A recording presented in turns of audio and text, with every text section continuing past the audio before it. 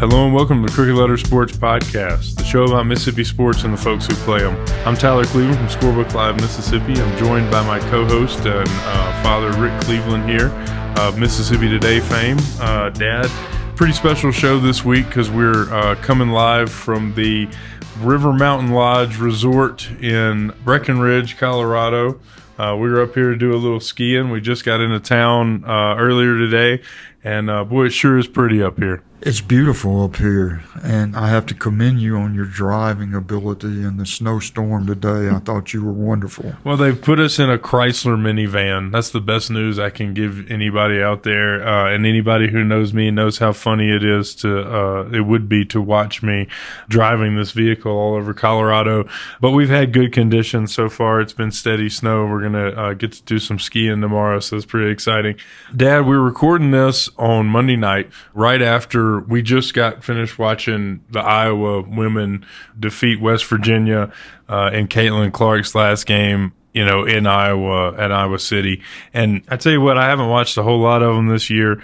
That was pretty fun. I think she scored 32, and I think they won 64-54, right? So half their points, and West Virginia was really guarding them. Yeah, she earned every point there was there. I mean, they really guarded her. A very physical game.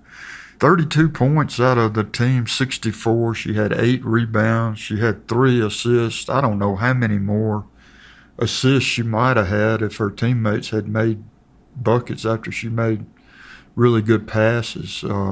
It was a really good game, and it just is another example of how far women's basketball has come. Yeah, we talked a lot about Clark on the show last week, and I wanted to kind of parlay that into talking about the rest of this tournament because I think the ratings so far have been I think the rest of the tournament has kind of been on par with the men's ratings. When Iowa plays, it's not close.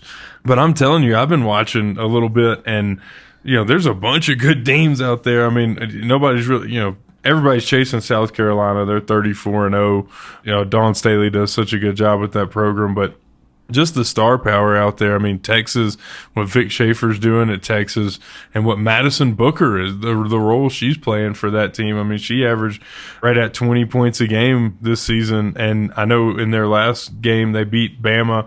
I want to say she played all 40 minutes, scored 21 points, had 6 boards and 2 assists. I mean, she's like a star player. Yeah, tell us more about her background. I mean, I know she's a Mississippi girl. I know that she went to Texas because she wanted to play for Vic.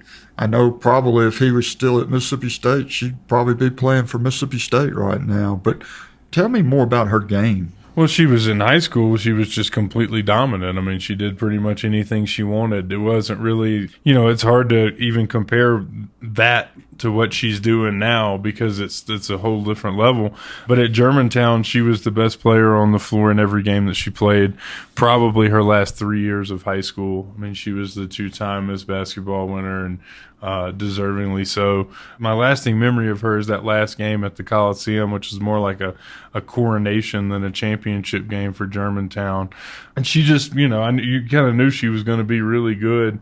Hated to see her leave the state. Like you said, she might have gone to Mississippi State or elsewhere. But, I think a chance to go play Vic. I remember him coming to that game at the Coliseum, and the chance to go play for him was probably too appealing. Well, yeah, and Texas isn't a bad place to go to college either.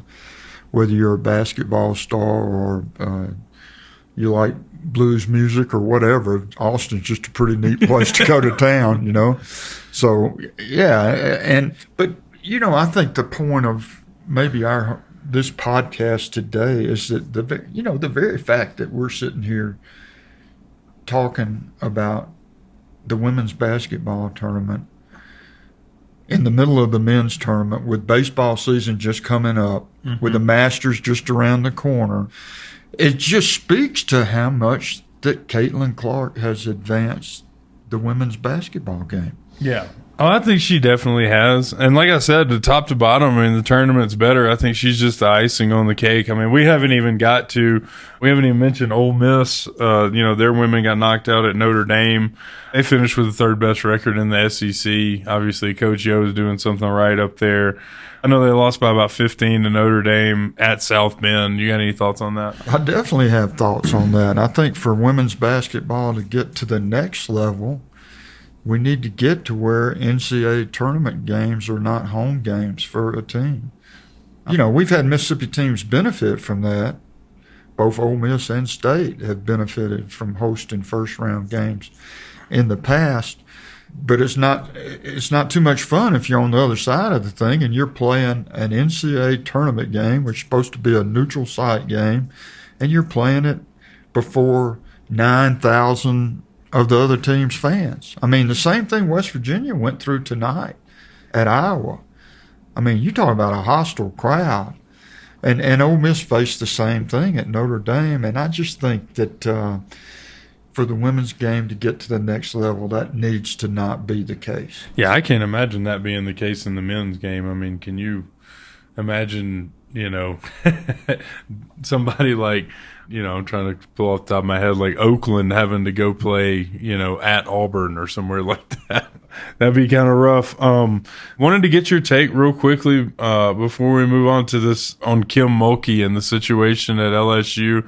Boy, I tell you what, I've had my eyes glued to the social media. I guess it was whatever day she initially had the press conference. I think it was Saturday. And I didn't see it. We had the St. Patty's Day parade Saturday, and I didn't see it till later. But apparently there's some big story coming out in the Washington Post about Kim Mulkey. She says it's a hatchet job. Keeps talking about the sleazy reporter and all this stuff. I'm sure you've been following this, but just to catch people up, apparently he's been working on the story for 2 years and been trying to get her to comment. And then they did what's pretty standard in journalism when you get ready to write the story that the subject hasn't responded for 2 years. This is your last chance. Right. This is your last chance. You've got 48 hours to, respond, or we're going to run the story. And she has clearly decided that it is not in her best interest to respond, but to go out and try to get ahead of the story as best she can. Yeah, I don't pretend to have any idea what the story pertains to. I think casting the Washington Post as a yellow journalism, whatever, and saying that this is an example of why nobody trusts the media is way off base, because the reporter's been trying for 2 years to get her to comment on this. I mean, he's been trying to interview and get her side of the story, and she wouldn't do it. Yeah. Well, this is, and I haven't been obviously in a situation like this at as high a level as the Washington Post, but we have all been involved in situations where something you were writing was potentially, you had to run it by the lawyers. You know what I mean? And I'll let you know, the Washington Post has taken down presidents. You know what I mean? They have a legal team. They have the sharpest minds, some of the sharpest minds in the business. And you can bet that if the story was, if there was even a question about it, that they would not move forward with it. Correct? Oh, I think that's absolutely right. I mean, I think I think the story's either going to come out Thursday or Friday, and I'm looking forward to seeing what it is. Yeah. Well, I'm just hoping it doesn't hit where we're on the ski slope. I'll have to find a place to sit down and read. I'm really excited about it. And what's crazy about it is I would have never known about it, or it would have showed up as an alert on my phone that I immediately erased or, dismissed. But now that she's gotten out ahead of it, I'm pretty interested in it. Yeah, I am too. I don't have any idea what's going to come of it. I do think, and you and I have talked about this not on the podcast before, I do think that we have all these things in this tournament we can talk about, but at the end of the tournament, I think we're going to be talking about South Carolina running the table. Yeah, I hope so. I mean, they're a good team, and they certainly have worked hard enough for it. I would think LSU and Iowa would be a pretty good game. I know that's got where they have one more round to go before they would get to that one. Yeah, and don't forget UConn. I mean, they can still play. For sure, for sure. I'm just thinking the rematch from last year, that Iowa LSU game. That was, I mean, the ratings on that were so big, and then we were talking about that game a week after it ended. So, and maybe that's where kind of all this started. Was the Angel Reese, Caitlin Clark thing from last year in the championship.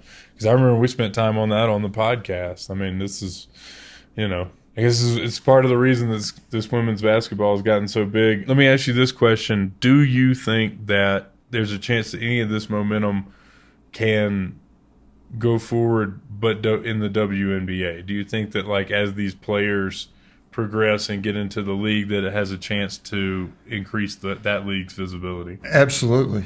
I think that's the next thing we're going to see happen. I think that's going to be a big story over the next 3 or 4 years, is all these college stars, and especially Caitlin Clark, because she's different. I mean, she's just different than the rest. Her shooting range and her passing ability, her ability to come through in the clutch, it's just different. I don't know what other way to say. There's not another one of her around. Yeah, I don't think we've talked about it on the show much, but all the comparisons of her with Pete Maravich and the scoring record and all that. Yeah, you talked about it last week. Okay. We had about the 3-point line and how many she would have averaged and how but it's just not an apt comparison, is what you said. What I'm saying, it's apples and oranges, and what Pistol Pete did was just phenomenal, and his shooting range and the things that he did with a basketball were just phenomenal. But hers, what she does is, I mean, it's right up there now.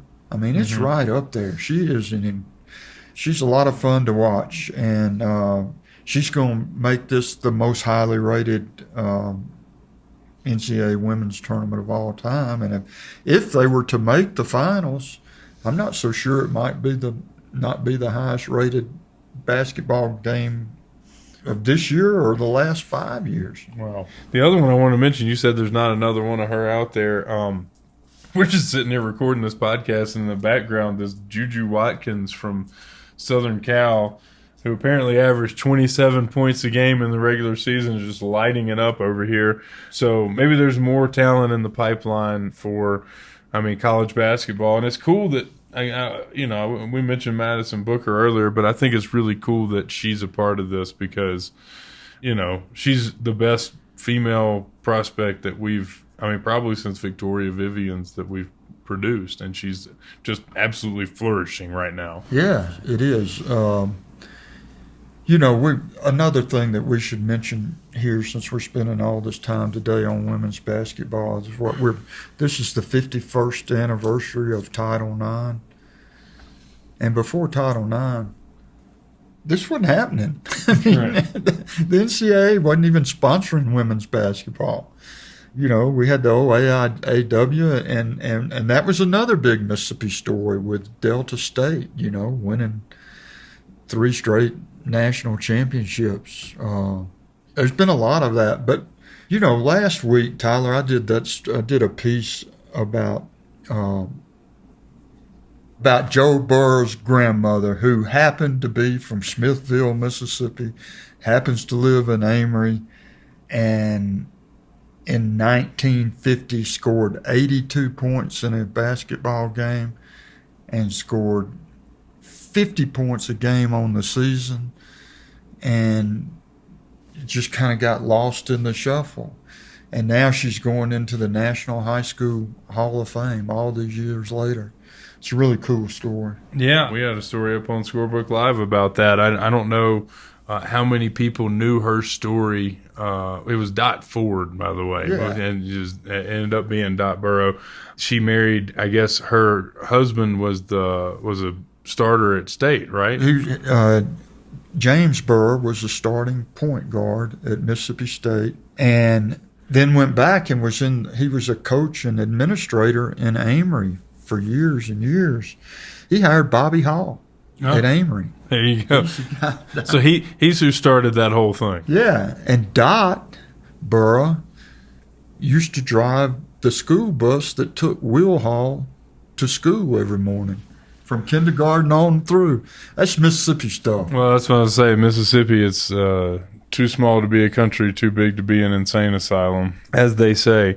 Well, Dad, what else are we looking forward to? I know our baseball teams didn't play very well over the weekend. Ole Miss, Southern, and State all lost 2 of 3. Of course, Ole Miss and State were playing some pretty stiff competition. And Southern Miss, I believe, lost to, was it Georgia Southern over in Statesboro. Yeah, they all lost 2 or 3.